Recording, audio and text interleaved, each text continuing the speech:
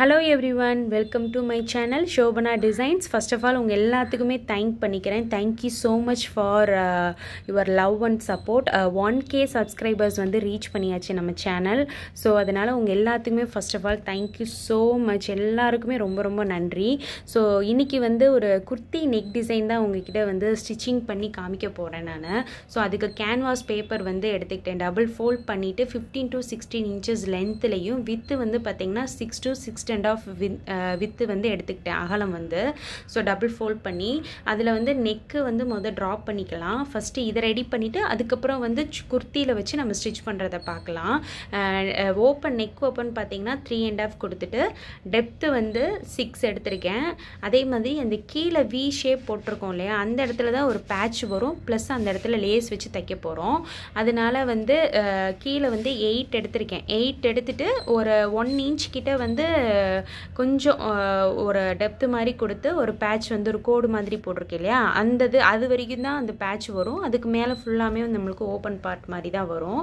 So இதே மெத்தட்லேயே நீங்கள் cut பண்ணி எடுத்துக்கோங்க. இது வந்து எல்லாரோட சைஸ்க்குமே, அதாவது எக்ஸ்எல், எல், XXL எல்லாத்துக்குமே வந்து இந்த நெக் ஓப்பன் ஹைட் எல்லாமே கரெக்டாக இருக்கும். இதவே நீங்கள் ட்ரை பண்ணலாம். இந்த நெக் ஓப்பன் இந்த இது கட் பண்ணி எடுத்து ரெடி பண்ணி வச்சுக்கோங்க ஃபஸ்ட்டு. அதுக்கடுத்து வந்து குர்த்தியோட ஃபேப்ரிக் இருக்கு இல்லையா, அதில் வச்சு நீங்கள் இந்த கேன்வாஸை அயனிங் பண்ணி எடுத்துக்கோங்க. சென்டர் பேட்ச் மட்டும் பார்த்தீங்கன்னா குர்த்தியோட அந்த குட்டி குட்டி ஃப்ளவர் டிசைன் போட்டிருக்காங்க இல்லையா, அதோட கலருக்கே வந்து நான் ஒரு கிளாத் எடுத்து அயன் பண்ணி வச்சுக்கிட்டேன். அது வந்து அதே மாதிரி 2 கிளாத் அதுக்கு தேவைப்படும். 2 கிளாத்தில் அயன் பண்ணி, அதாவது ஒரு கிளாத்தில் அயன் பண்ணிவிட்டு அடியில் ஒரு கிளாத் வச்சு தைச்சு அதை திருப்பிட்டோம் அப்படின்னும் போது 2 சைடுமே வந்து நம்மளுக்கு சேம் கிளாத்தாக வந்துடும். ஸோ அதனால் அந்த வி ஷேப்புக்கு அது ரெடி பண்ணி வச்சாச்சு. இப்போது குர்த்தியில் வந்து பார்த்திங்கன்னா மேலே உள்ள மெயின் ஃபேப்ரிக், அடியில் இருக்கக்கூடிய லைனிங் கிளாத் ரெண்டையுமே ஃபஸ்ட்டு நெக் லைன்லேருந்து, அதாவது ஷோல்டர்லேருந்து ஆர்ம் ஹோல், அதுக்கப்புறம் சைடு ஃபுல்லாக தைச்சி கீழேயும் லைனிங் கிளாத்தை மடிச்சடிச்சு ரெடி பண்ணி வச்சுக்கிட்டோம். வச்சதுக்கப்புறம் சென்டர் லான்ச் பண்ணிவிட்டு அந்த நம்ம கேன்வாஸ் ரெடி பண்ணி வச்சுருக்கோம் இல்லையா, அதை சென்டரில் பேர்ல் பின்ஸ் வச்சு ஃபஸ்ட்டு எல்லாமே ஸ்டிக் பண்ணிக்கோங்க. ஸ்டிக் பண்ணிவிட்டு நம்ம அந்த லைன்லையே நெக் லைன் ட்ராப் பண்ணியிருக்கோம் இல்லையா, அந்த லைன்லையே இப்போ நான் தைச்சது மாதிரி பொறுமையாக தைச்சிட்டே வந்துடுங்க. அந்த டேர்னிங்லாம் வந்து பார்த்திங்கன்னா குட்டி குட்டியாக கட் பண்ணிக்கணும். கட் பண்ணும்போது தான் நீங்கள் அந்த திருப்புறீங்க பார்த்தீங்களா, கேன்வாஸ் தைச்சிட்டு திருப்பும்போது உங்களுக்கு அழகாக அந்த ஷேப்பு வந்து அழகாக இருக்கும் பார்க்குறதுக்கு. ஓகேவா? அந்த டேர்னிங் இருக்குது பார்த்தீங்களா, அந்த ட்ரையாங்கிள் ஷேப் மாதிரி வருது இல்லையா, அந்த இடம், அதே மாதிரி கீழே கார்னர் கிட்ட அங்கெல்லாம் வந்து லைட்டாக ஒரு கட் கொடுத்துக்கோங்க. கட் கொடுத்துட்டு திருப்பினதுக்கப்புறம் அந்த கார்னர் எட்ஜெல்லாம் வந்து பார்த்திங்கன்னா ஒரு நீடில் வச்சுட்டு நீங்கள் திருப்பிட்டு அந்த நீடில் வச்சு இப்படி அந்த ஷார்ப் எட்ஜுக்கிட்டே நீங்கள் குத்துனீங்க அப்படின்னும் போது அழகாக மேலே எடுத்துகிட்டு வந்துடும் அந்த ஷார்ப்பு.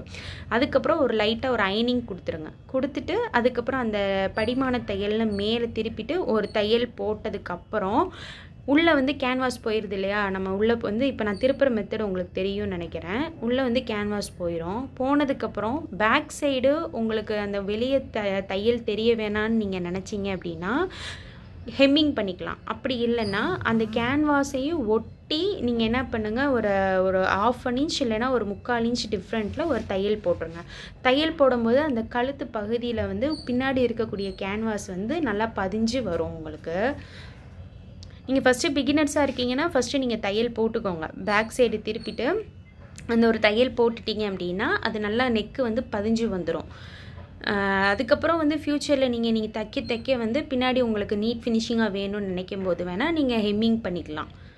ஓகேங்களா? ஸோ இந்த கார்னர் பகுதியெலாம் பார்த்தீங்கன்னாவே உங்களுக்கு தெரியும், அந்த ஷார்ப் எட்ஜு வர்ற இடத்துலலாம் வந்துட்டு ஏதாவது ஒரு நீடில் வச்சுட்டு லைட்டாக அப்படி உள்ளே இருந்து நீங்கள் குத்துனீங்க அப்படின்னும் போது அழகாக வந்துடும். இப்போ அந்த பேட்சுமே நான் தைச்சிட்டேன். நான் அந்த சென்டரில் நம்ம வி ஷேப் கொடுக்க போகிறோம் இல்லையா, அந்த பேட்சையும் நான் தைச்சி ரெடி பண்ணிட்டேன். தைச்சிட்டு இந்த சைடு மட்டும் வந்து நான் இந்த லேஸ் கொடுக்க போகிறேன். நான் டிசைனர் லேஸ் வந்து கொடுக்க போகிறேன். நான் இந்த குர்த்திக்கு பார்த்தீங்கன்னா ஸ்லீவுக்கும் நெக்குக்கு மட்டும்தான் வந்து நான் லேஸ் கொடுத்துருப்பேன். ஸ்லீவுக்கும் இதே லேஸ் தான் கொடுத்தேன். ரொம்ப அழகாக இருந்தது லுக்கு. இந்த நெக்குக்கு பார்த்தீங்கன்னா ரவுண்ட் ஷேப்பு கொடுக்கல, அந்த சென்டர் வீ மட்டும் தான் கொடுத்துருந்தேன். ரொம்பவே யூனிக்காகவும் அழகாக இருந்தது பார்க்குறதுக்கு. அந்த டேர்னிங்கில் வரும்போது இப்போ நான் எப்படி டேர்ன் பண்ணுறேனோ அதே மாதிரி நீங்கள் பொறுமையாக நீடில் ஸ்டாப் பண்ணிவிட்டு அதுக்கப்புறம் திருப்பிட்டு அதுக்கப்புறம் திரும்பி வச்சு தைக்க ஆரம்பிங்க. இதுக்கு மேலேயே ஒரு 2 ஸ்டிச்சஸ் போட்டு விட்டுக்கோங்க. அப்போ தான் வந்து உங்களுக்கு ஸ்ட்ராங்காக நிற்கும். எக்ஸ்ட்ராஸாக இருக்கிறத நம்ம கட் பண்ணிவிட்டு நூலெல்லாம் ட்ரிம் பண்ணி எடுத்துக்கலாம். பேக் சைடு எவ்வளோ ஃபினிஷிங்காக இருக்குது பார்த்திங்களா, நீட்டாக. அந்த கேன்வாஸ் வச்சு நம்ம திருப்பணும்ல, திருப்பினதுக்கப்புறம் நான் என்ன பண்ணியிருக்கேன்னா, நான் ஒரு 1 இன்ச் கேப்பில் அந்த நெக் லைன் ஒட்டி படிமான தையல் போட்டுட்டு பக்கத்துலேயுமே இன்னொரு தையல் போட்டிருக்கேன் நான். ஸோ அப்போ அந்த நெக் பகுதி வந்து நல்லா அப்படியே செட்டில் ஆகி நல்லா பதிவாக உட்காந்துரும். அந்த நெக்கில் தூக்கிட்டு இருக்காது அசிங்கமாக. தச்சுட்டு அதுக்கப்புறம் இப்போ நான் கேன்வாஸ் லேஸ் வச்சு கொடுத்துட்டு அதுக்கப்புறம் சென்டர் பேட்ச் வச்சு கொடுத்துட்டேன் இல்லையா, கொடுத்ததுக்கப்புறம் அகெயின் ஒரு 2 ஸ்டிச்சஸ் போட்டு விட்டுருங்க. அந்த தையல் போட்டிங்க அப்படின்னா தான் நல்லா ஸ்ட்ராங்காக இருக்கும். அந்த இடத்துல லாக் ஸ்டிச் போட்டு எண்டிங்கில் முடிச்சிடுங்க. அவ்வளோதான். ரொம்பவே ஈஸி மெத்தடில் தைச்சலாம். கண்டிப்பாக ட்ரை பண்ணி பார்த்துட்டு எனக்கு கமெண்ட் செக்ஷனில் சொல்லுங்கள். பிடிச்சிருந்ததுன்னா லைக் பண்ணிவிட்டு எனக்கு சப்போர்ட் பண்ணுங்கள். சப்ஸ்கிரைப் பண்ணிக்கோங்க. பெல் ஐக்கான் ஆல் செலக்ட் பண்ணிக்கோங்க. நான் போகிற வீடியோஸ் எல்லாமே நீங்கள் மிஸ் பண்ணாமல் பார்க்கலாம்.